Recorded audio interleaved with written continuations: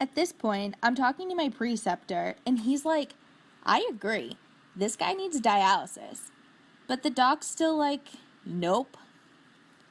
So later on, his daughter asked to speak with me and said she's scared to bring him home. She knows he's not ready because he hasn't asked for his shoes yet, which usually means he's well enough to get the heck out. I talk with her a bit, and I'm like, you know what? I agree. Let me page the doc, and I'll tell him to come speak with you too. Just be sure to voice your concerns to him because you know your dad better than we do. So long story short, they didn't give Mr. Friend dialysis. He stayed in the hospital again that night. He got some fluid resuscitation with good old normal saline in the hopes of improving his kidney function. They were thinking maybe dehydration? Then, surprise, surprise, a doc wrote in one of his notes, uremia could be contributing to his confusion. Light bulb. His bun is now 96 and his creatinine is 5.4. They put in an order for a renal consult.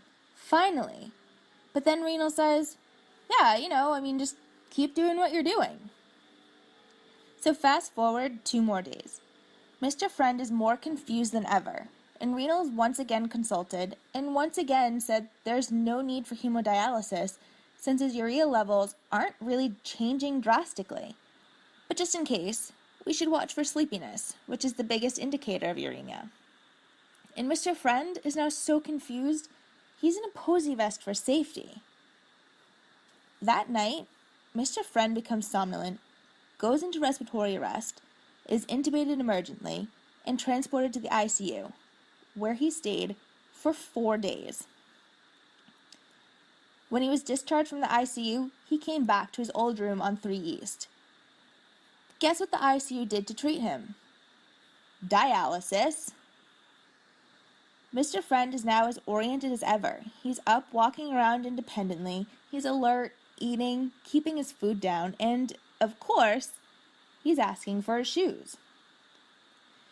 So he was discharged. After a meeting with case management, it was decided that he'd go back home to Mrs. Friend with no services. Renal will continue to follow him, and they'll start setting up hemodialysis on an outpatient basis. He was given tons of information on hemodialysis. The usual. What to expect, the risks involved, etc., etc. Nutrition also educated him on a proper diet for his liver and kidney issues, as well as keeping his nutrients adequate. He was taught proper care of his fistula, yada yada, all the stuff he'd need to know to go home and take care for himself. He went home on a couple of new meds, so he was educated on those as well. So I bet I know what you're thinking. He's not exactly the most fascinating patient. I know. But taking care of Mr. Friend really reinforced something I get told all the time. Doctors make mistakes. Sometimes the answer can be right there, but for whatever reason, it gets tossed to the wayside. Mr. Friend had so many risk factors for and symptoms of uremia. The decline in kidney function, the loss of appetite, the dehydration, fatigue, nausea, weakness, encephalopathy, decreased mental acuity. It seems so simple. I guess I still don't understand why both the attendings and renal didn't come to that conclusion earlier. But better late than never, I guess. It also reinforced the need to constantly evaluate the effectiveness of a treatment. The lactulose wasn't working, so the plan of care should have been changed, which it sort of was by giving Mr. Friend fluids for his declining kidney function. But it almost seems like they weren't addressing the underlying issues. They just kept pushing the lactulose. And it also reinforced to me that families know their loved ones the best. What if Mr. Friend had been discharged early on the day before he declined? He was doing better, yeah, but his decline was quick and really dangerous. His daughter knew he wasn't okay, simply because he wasn't asking for his shoes.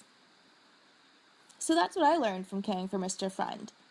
Not an eye-poppingly gruesome or exciting story, but one that really drove home some key concepts.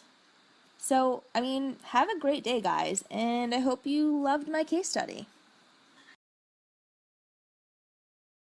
Created using Powtoon.